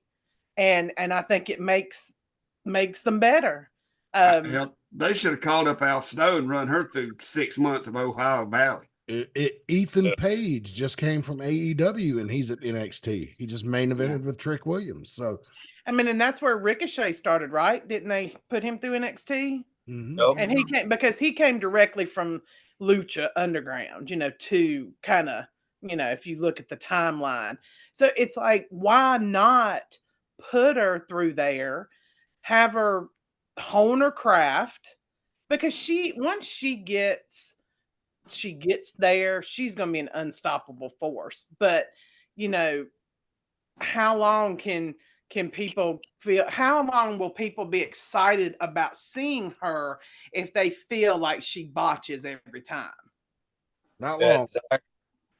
And that's what I was getting ready to say, because to me right now, the WWE, with them throwing her out there like that, green and all, in those top line matches, all they're doing is ruining her pride and her character. She's going out there on main stage. Yeah, I've been saying since that. I'd say that when she was in AEW, she's not ready for main events. She's not ready for, upper level matches. It's like I always talk about, because WCW failed a lot at a lot of things. They would take these power plant guys and like push them into the ring, and then they wouldn't perform, and then they job them out, and then they're gone. How many times did we see that happen historically with WCW? Not everybody can be Alex Wright. Well, I was thinking about Max Muscle. Somebody went through the power plant. They tried to push him. Then they brought him back as Max and tried to do so. And then they weren't good enough. And you can't continuously be on TV and not be good enough. Because like I said, people are just going to stop wanting to watch her. Yeah. I'll tell y'all a funny story about how Alex Wright helped me score one night. And he wasn't even there. So but it's not Did appropriate. you steal his dance moves? No. Hey. Oh, I took he was a hell of a worker. I took a girl to the Roanoke Civic Center to see WCW back in '96. We went on a date. We actually went out, ate steaks and all that kind of stuff. And she was really excited about Alex Wright when he came out there. And I'll just say that I think it worked to my benefit later on. Thank you, Das Wunderkind. Oh my God. It's some dance moves, man. Hey, it was long before I met my wife. So. He had a lot packing in them trunks. Well, man. So I've always been grateful to him for that. You know, that night went great from start to finish. So and he was part of making that happen. So he was kind of like whitewater rafting. You go over the ripples, through the big ripples, and then hit the rock at the bottom. Oh my God. Oh Lord. I got to read ads now, and I'm not going to be able to do it. So you guys are getting a quick treatment this week. Sorry, Damn. I'm gonna apologize to you in advance, branch management and Tease Treats. But we're gonna cut through these pretty quick. Let me see. So it says branch management, they're our oldest sponsor. We'll get back to the wrestling talk real quick here. I assume, Rick Diesel, that all these potted plants are about gone. They are gone, brother. Yep. But anyway, they can cover you with any type of landscaping needs that you have, general contracting, all that stuff, pressure washing, help keep it long, clean and green, weed eating, whatever you need. Call them up, 336-648-2487. That's 336-648-2487. Again, any type of general contracting, gutter cleaning, lawn care work, they'll help you keep your property looking great and better than your neighbors, which is really important. 336-648-2487. It's not really important that it looks better than your neighbors. It's just important that you're happy with it, and they'll help you keep it that way. There we are on YouTube again, real quick. And Tease Treats is our most delicious sponsor. They operate the food truck that runs a concession at wrestling, and they're all over the place. They were at a Juneteenth festival yesterday in Elkin, and they had quite the big turnout at that, didn't they, Rick Diesel? I think he's missing an action. Yeah. Oh, I can't see. So, anyway, they were at the Juneteenth celebration at in Elkin yesterday, or Dobson, or wherever it was. 336-755-8204. You can find out where they're going to be or try to book them for your event. That's Tease Treats, best concessions in wrestling. No doubt about it. All right. And I got to find the copy for this. Hang on just a second. Can you still see the slideshow? Yes. All right. Yes.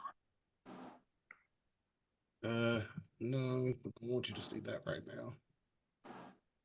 Because I got to find this. Bear with me. Not prepared. There we go. Like you was never a Boy Scout. No. Never got molested as a child. I'm glad. I shouldn't have took that shot at the Scouts. That wasn't nice. Look, Secondhand Heroes and Home for Wayward Villains is a gaming store that also features collectible toys, retro gaming consoles, games, as well as free-to-play arcade cabinets and comic books featuring Magic the Gathering, casual play, as well as tournaments. They also host D&D campaigns several times a week. Located at 18184 Leesville Road in Evington, Virginia. Secondhand Heroes is your one-stop shop to get your nerd on. All nerd all the time. They open 7 days a week at 11 a.m. and they don't close until the dice stop rolling. Excuse me. I'm a little choked up here. Been talking too much. I had to take a phone call. Sorry. They buy, sell, trade, barter, and haggle. Specializing in collectibles of all types, both vintage and modern. They have table space available for Magic the Gathering, D&D, or any other tabletop game. You can even bring your own tabletop game and host your game night with us. They feature older console games like Nintendo and Sega classics for your play enjoyment, as well as 25 arcade cabinets with hundreds of old school favorites, all set to free play. On Monday night, D&D group have been running for over a year, and they welcome newcomers, both experienced and inexperienced. Yeah, man, it does sound like I'd like to, I know it's a ride, but I just like to go up there sometime, just check it out. Yeah, it does seem pretty For cool. real. Hey, Matt, but I just got a question though. What? You did say you could bring your own game up there, right? Yeah, that's what they said. The ad says, yeah. Okay. Well, what if you bring beer pong? Beer pong. Jesus Christ. Oh, Well, What a- I mean, it's a bring your own game, right? bring your own tabletop game. That's That's a a- tabletop game. Yeah, it is a tabletop game. Technically. You line cups on the table. You'd get That Ball in the you'd- cup. that is that'd a go over about like 10 connotation wrestling of tournaments. tabletop, but the denotation is like actual games. Yeah, and then the ABC in Virginia be informed that you're playing beer pong and don't have a license to sell alcohol on premises. Yeah. and out AC you. said Don't do after that. hours, you could Well, do the the beer BYO pong. Oh yeah, AC said Brian said AC said after hours. Ah, okay. There you go. Hey, is AC in the chat? He is. Is that original? Is that chic artwork I'm looking at? I believe it is. It looks just like it. What? The Chic. Sheiks stuff. Chic. Oh.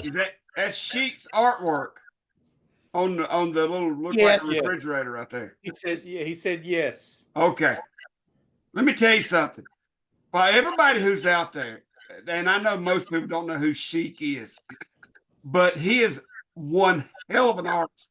And if you can get some of his artwork through Secondhand Heroes, go up there and get it, call them, have them ship it to you. It don't matter. I feel like that they would be a place you could get his artwork through. And just some of the stuff he does is amazing. Mm-hmm. It is. I ain't saying it just because he did one of me, but Well, and didn't he designed Ricky the Ricky Steamboat action figure? He's wearing the tights that she designed for him, I believe. I think so, yeah. Very interesting. All right, so let me finish reading this. They also host video game competitions for games like Mortal Kombat, Street Fighter, Mario Kart, and Super Smash Brothers, just to name a few. Something for the gamer and collector in us all. Now, here's the key, folks. Call to make arrangements for your game night. Don't just show up. Call to make arrangements for your game night at 434-317-0121. I'll give you that number one more time because it's not on the screen. 434-317-0121, or shoot us an email with any questions at secondhandheroesva@gmail.com. Now, the important thing to remember about that email address, it's not second spelled out. Second spelled out. It's 2ND hand heroes va@gmail.com. So remember, second, the abbreviation, the 2 and the ND. The inventory That'd be a change. great thing for like parties, birthday God, parties, nerd bachelorette parties, or bachelor parties, or family reunions. Let's see who can go in and see who the toughest game player is in a family or something. That's right. Their inventory changes daily, so visit them often to make sure you don't miss out on that special item you've been looking for. Come game with us. Now look at this. This is the title belt for the Street Fighter or Mortal Kombat tournament they got coming up. Look at that. You actually win a belt, a wrestling style belt. Wow. That's Isn't that awesome. cool? Isn't that cool? Yeah. Unless they've already had it. But I don't think so. They didn't give me any specific date, but I wanted to show They keep doing stuff like that. They might have people come in for like if they done it on like a weekend, big tournaments that last like 2 or 3 days. They could get people come in and get hotel rooms. They could have an impact on the economy up there. Yeah, no doubt. I would be pushing for that. Yeah. You know what I'm saying? Like big tournaments where you get people coming from all over the state and they win them belts like that. Yeah. Yep, you be can awesome. even get ESPN and what's that other gaming company that they have tournament competitions on? When did ESPN become a gaming company? No, Mhm. Well, I'm saying Fuck he's ESPN talking about at this point. broadcasts. Oh, okay. Okay. Yeah. It's so, in I the mean, game. Yes. Oh, EA. EA Sports. That's it. Yeah. That's what I was looking for. Yeah, they got good enough, pushed it hard enough, they could probably get EA Sports and all that involved in it. But in the meantime, I would try to expand those tournaments, buddy, get people coming in. Yeah. You give a good enough prize, you're gonna start getting more people who's more into it from further away. That word gets out. That's a tight knit community, man. Mm-hmm. Yep. Absolutely. So am I still sharing screen or no? I No. just see us. All right. All right, let's cover what happened at the end of Clash of Castle and we'll get out of here. So don't go changing your business model on account of us there, AC. Anyway, so Drew Just throwing out ideas. You know me. Yeah. No. You know, and you know that where that was directed. oh yeah. But so Drew McIntyre came down. This was a real cool entrance, the Scottish marching thing, and they were playing the song Roddy Piper used to come out to because it's called "Old Brave Scotland" or something like that. They put the name of the song on the screen. And then his music played, and the decibel level was over 100. They had a decibel meter they were showing on the screen. Now, I don't know how accurate that thing was, but it was still pretty cool. Damian Priest came out there, most hated band in Scotland. And so they got going. The crowd was really into this, man. Everything Priest hit, they booed. Everything McIntyre hit, they cheered. I love the layout of that building. The way the seats are. Yeah, it's a concert hall, right? So they actually have the ring. It's in the center of the floor, but you could see like when they would shoot back toward where the dressing room entrance is, that's where the stage would be, right? So it's like a 3/4 bowl of people, and then the roof kind of slides down, and like in the area where the roof is lowest, that's where the stage would be. So it's like Chill Howie Park in Knoxville on crack. So that's when Priest got caught up in the top rope, and they're thinking he's blown out his hamstring. He was able to get through the match on adrenaline, but that was some scary shit. He tried to do a springboard, and right through the ropes he went. And you see how he landed. If you hadn't looked it up, look up the video of it. It's pretty gnarly. But they kept going, playing hard, hitting each other with everything but the kitchen sink. Kicks and punches and wrestling moves and a claymore on the outside of the ring. I mean, this match had everything. It was great. I mean, you see Frankensteiner off the top rope, Hurricane Rana, and that's after. Look, and see, Priest you could tell his leg was kind of fucked up because he never stopped grabbing at it the whole match. But they kept going, and I mean, they were hitting each other with everything. But here's where things went south.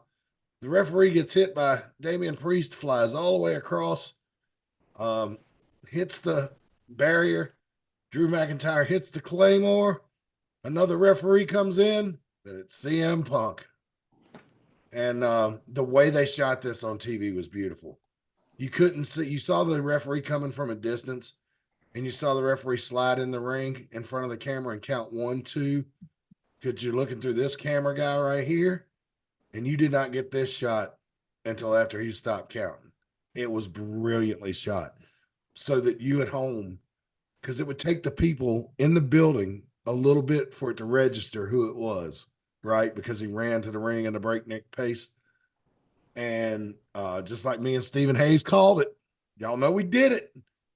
CM Punk ends up costing Drew McIntyre the match because Drew grabs him by the neck when he realizes he's dressed as a referee. CM Punk goes to the balls. Actually did not get killed in the riot, which was amazing because figured he would have run out of the ring. The original referee gets back in the ring. 1, 2, 3. And Damian Priest is still the champion. And I'm wondering if they've gotten there's a picture of Drew, crowd not happy. Damian Priest said he didn't even realize what happened until he got to the back. Like, he looked at CM Punk here, and this was not shown on TV. He was just like, I knew he had done something, I didn't know what, and so that was that. So they got no more pictures of it, but boy, those people in Scotland were pissed. And CM Punk, so he's got balls of steel to me, because he's hobnobbing with these people. I mean, the majority of the people in there wanted to kill him, but he had some fans there, which I thought was just really kind of cool, honestly. I mean, yeah. Well, I think he's getting back to that old CM Punk I don't give a fuck attitude. Well, he said in the press conference that it was because the reason he hated Drew McIntyre so much was not that he injured him, but because it was because he said that he made the comment that he prayed for it. And I remember telling you guys on this program at the time when Drew McIntyre made that comment that my blood ran cold, because that was the coldest shit I'd ever heard to a wrestler say to another wrestler. I prayed you would get hurt. And anyway, CM Punk comes back. We've been going for so long, though. I don't know. I was going to play some of his press conference because he came in. They brought him in as a surprise guest from the press conference. And it's fun to hear him eviscerate some of the stupid questions that come out of the wrestling media. I would just encourage you, if you get annoyed by the so-called clickbait wrestling media and want to hear a couple of them get their comeuppance, watch this press conference, because CM Punk shows no mercy and Triple H shows no mercy. So CM Punk walked into the press conference with the box of donuts, and the last time we saw him come into a press conference with pastries, things went bad, real bad. That was when he had the swearing session with Tony Khan that started off the whole end of him in AEW, years ago. And he walked in there and he had a big smile on his face. And I was just like, God, man, this guy, he never stops. And his first question was, think you made all of Scotland angry with what you did tonight? And then you made half of Scotland angry with that shirt you're wearing, because he's wearing some football club shirt that I think is a rivalry of the one in Glasgow. And CM Punk just said, I disagree with your assessment. There were people out there that liked me. Certainly in the minority. But every time this guy shows up, man, because they're using him on TV so sparsely. But the crowd at Glasgow, if you've seen the videos on Twitter, were chanting bullshit after the show went off the air, and just they booed Samantha Irvin when she told him to have a good night. It was just, they were pissed, and I'm happy that he made it out of there alive. And it took a lot of guts for him to stand there and hobnob with his fans on the way back. He didn't run out of the arena. It wasn't like when Bayley took that turnbuckle pad off and beat Charlotte Flair in the Spectrum Center and ran out of there before anybody realized what happened. I mean, he stood there and gloated. So some good old-fashioned heat, I guess. Good old school heat, I thought. Yeah. Any thoughts, comments? Well, I mean, go ahead, Reagan. I'm sorry. No, you can go ahead, Kevin. I want to hear what you have to say. I mean, it's when I go back to, you think about Jack, JAC, so to speak, how he is these days. He don't care what he's saying or anything like that. He just comes up, hot lips it, and throws out everything. CM Punk, well, he's doing the same thing. He's just speaking the truth.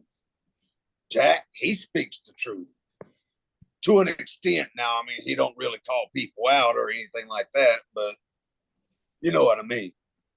Hopefully. Next.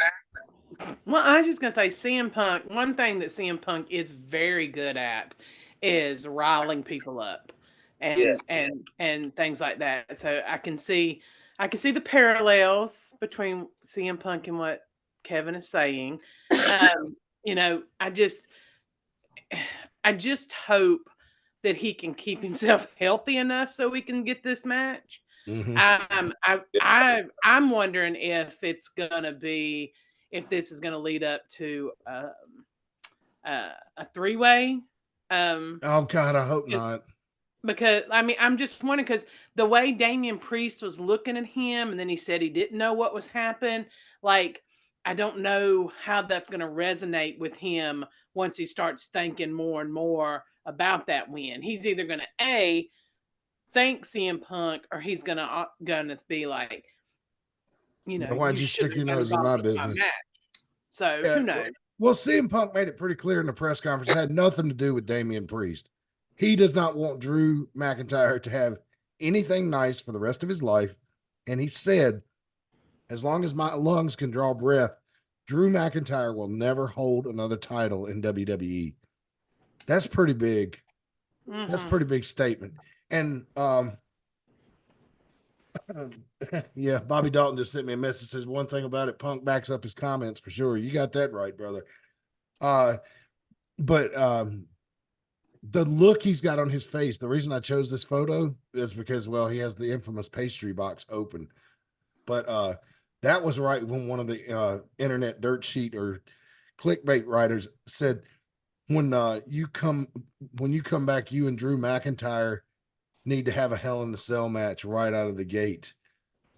And that was the look that Punk had on his face when that guy said that to him. And he made the comment, you need to take that fantasy booking somewhere else. And which was a direct shot at Tony Khan. We all know that. Well, he also, at this point, looks like if he had a bow and arrow, he could have helped him defend Helm's Deep. Well, Okay, see, I thought you were gonna go. I thought you were gonna go green. I thought you were gonna go the green. The oh God, what is it? Green Arrow. Green Arrow, who Yeah. actually did do some stuff with WWE. So yeah, I wanted to show you that picture. That was one the thing I slid over from YouTube was when he sat down at the desk and he had the pastry box with him. And as soon as he walked in with that pastry box, I was just like, oh shit, there we go. So good on him, man.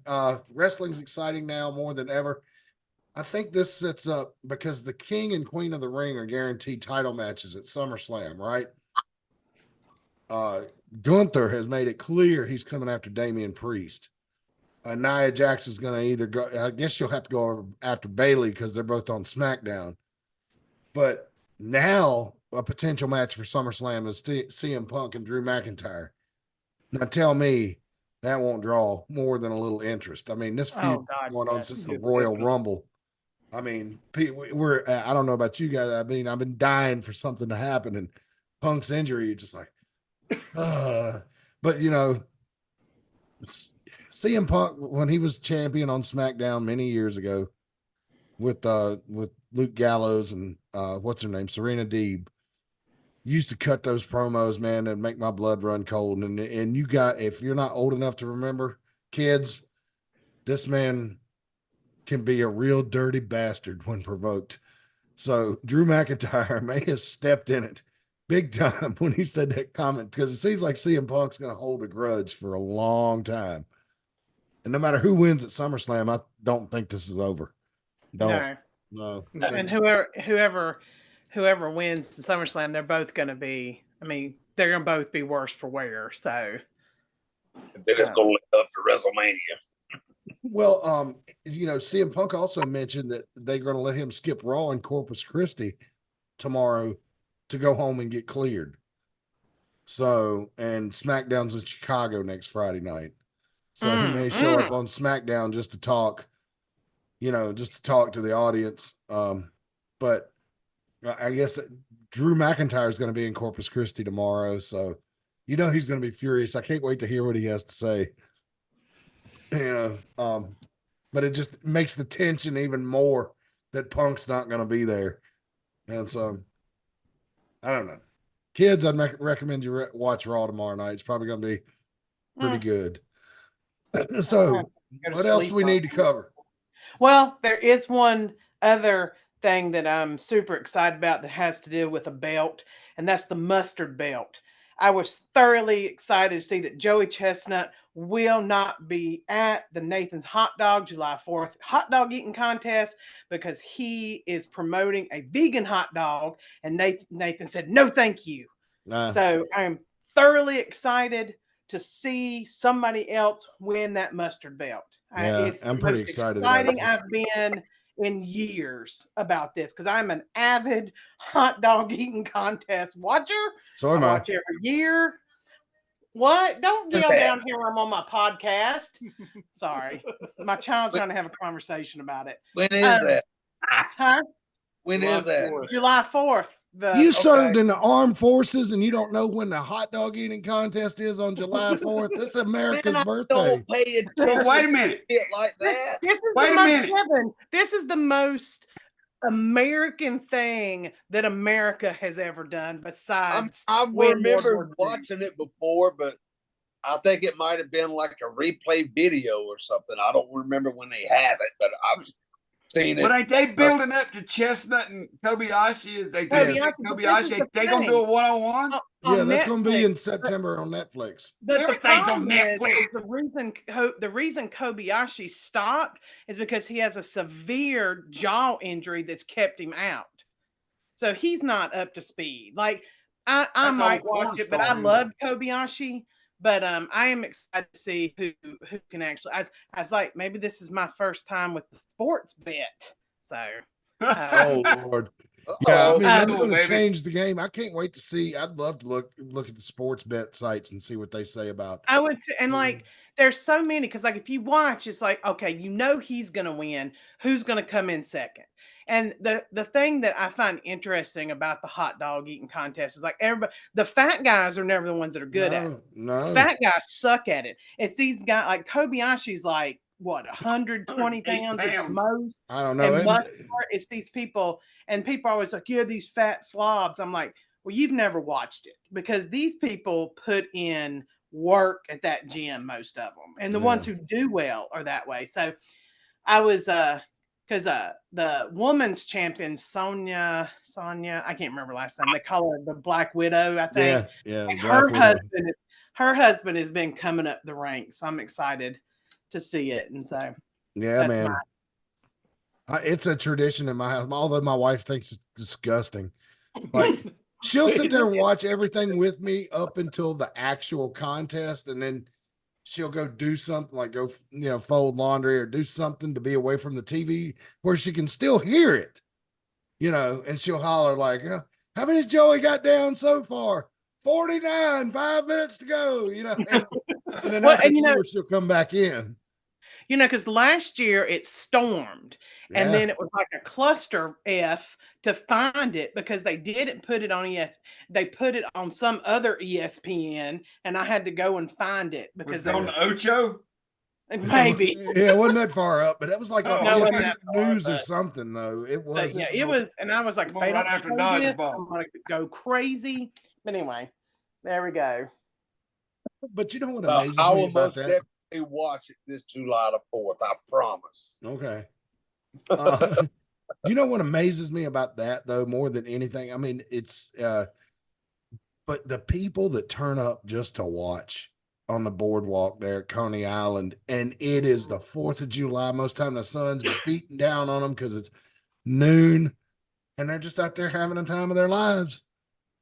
And I'm like, I would love to go, but I don't think I could handle that many people.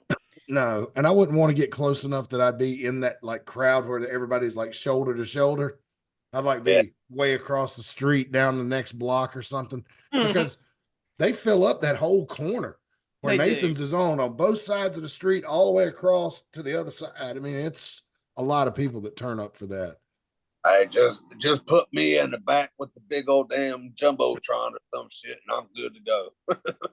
Just to say that I've been there to watch it. Yeah. I mean, if you just want to go just to say you've been there, that's for sure.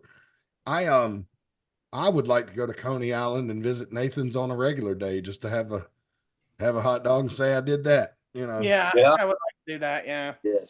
Because I mean, there's a Nathan's in Myrtle Beach, but like if I'm going to do Nathan's, it seems like you should go to the original one in Coney Island. Like it's not going to be the same anywhere you go. Even though I buy the hot dogs in the supermarket, I'm sure they're not the same.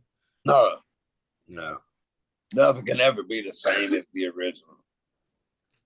It can be close, but not the same. I mean, you didn't even know when it was. What? Nathan's hot dogs? Oh, yeah, Nathan's hot dogs. That's the ones I get from the store. Yeah. But it's not the same as Coney Island. I've been to Coney Island. Nathan's hot dog. Oh, you've had Yeah. you've been to Nathan's on Coney Island? Yeah, I've got family that lives out in Jersey. Oh, okay. So you've eaten at the original. Yeah, I've had He goes up around Christmas. Yeah, I go up there right around Christmas time. Yeah. Who's got a dog barking? Is That's that Scooby. the Come devil? behind me. Is that the Oh. devil? Somebody coming? knocked on my door and Scooby's barking at it. Oh, okay. Yeah. All right. But So, yeah, I've been to Coney Island and had Nathan's hot dogs. I've had a Coney. I didn't go to Coney Island, but my friend and I, who used to travel around a lot, we went to a Nathan's somewhere like Boston or somewhere. I don't remember. Maybe it was Vegas. I don't know. I don't remember. But it wasn't the original. But it was a Nathan's stand. yeah. Well, Talk of Nathan. Well, we'll cover Nathan's hot dog eating contest on this program because there will be plenty of photos of it on Google that we could chop up and put on. and this will be something I actually watch. So I'll have lots of commentary. Yeah, it's going to be fun. It's one of my favorite things to do on July 4th. Like if we're going out anywhere, like it ain't going to be till after that damn hot dog contest is over with. I ain't going no place until that's done. So I need to go to South Carolina. Well, I better not say that on the air. I know what you're thinking. Yeah. All right. So anybody got anything else before we go? All No, right. just looking forward to this Saturday. Oh yeah, this Saturday. Yeah, We- come we- out and see JAC and Justin Flash one more time. Yeah, one more time, at least before JAC goes to Yeah. Japan. We have Yeah. covered it all tonight, guys. We started out on our Facebook feed with a conversation about the pros and cons of universal health care in the United States and Canada, and we ended with a very lively discussion about the Nathan's hot dog eating contest on July 4th. So I hate I missed about the daggone United Healthcare thing. That must be what I was trying to get logged on. yeah. Well, But we won't get back on that topic. no, because you were the one that fucked up, not anybody on here. So. But Whoa, he no, blamed, wait he a blamed minute. you in the chat. He Yeah, blamed yeah. you in the chat and said Matt's the one that keeps kicking me out. Yeah, well, No, I that's didn't fine. say I gave him you. instructions. You didn't say that? Here, let me look at the receipt. I said, Matt, can anybody help me get back on? Because Matt removed me because it didn't show up as Sergeant Stryker. It showed up as iPhone 97. Mhm. So when he removed me, I went to go back in again to change my name. And when I tried to click back on join again, it says you're not allowed to join this call because the host has removed you. So I had to go create another account on the iPad just so I could get in. So, Oh. yeah, that's blaming Matt, Kevin. Yeah, so Yes. if you would have just changed your name on your profile to begin with before you tried to sign on, like we instructed you to do this morning. I did. Morning, like I about guess it 8 didn't o'clock save this morning. I did, but I guess it didn't save it. Yeah. Okay. Yeah, sure. Blame the machines. I do all the time. I'm old and I blame machines for everything. Exactly. I gave got you back. Jinky a driving lesson today, and I was explaining to her how a car was better than a horse because it didn't have a brain and couldn't, decide to do something you didn't want it to. I'm lucky to be alive. Yeah, I'm glad to be doing this show tonight. I just want y'all to know. So you must have went horseback riding. No, we went Chevrolet riding. Ah, All right, guys. I gotta have Rick Diesel. I'm definitely sending you a copy of this show because Yes, sir. there's comedy gold all over it from start to finish. So we should chop It's up the and Bob Saget. Yeah, man. Thank you, Uh, thank you, right. Bob Saget. Works I love every this. That's it, time. man. Thank you, Bob. Thank you, Bob Saget. Tell me the afterlife is not real. I do not believe you anymore. Bob Saget was with us tonight. Thank you, Bob. And Looking up at us, smiling. oh, that's cold-blooded, Brian. And on that note, That is a wrestling joke right there, buddy. Are you sure he's looking down at us smiling, or is he looking up? Oh, Lord. Well, I let's got just another say joke, but he's it's looking at us smiling, whichever way it is. all right. Well, we're gonna get out of here, guys. I gotta go watch the NASCAR race and do whatever. You guys have a great night. Hot D starts You tonight. too. Don't forget that season 2. Take care. What is? Hot D? House of the Dragon. Okay, gotcha. You don't even know what that is, do you? No, I don't. I'm into something. I'm into other movie things right now. Telling you, I'm so But excited he's back. you're giving me more insight to new videos that I can start. Well, new seasons I can start watching. All right. Glad to help. Glad to Yeah. help. All you. right. All right. We gotta Thank get you, out Matt. of here, man. Thank you, Bob. And as Bob Cottle would say, we'll see you next week, fans. And until next time, so long for now.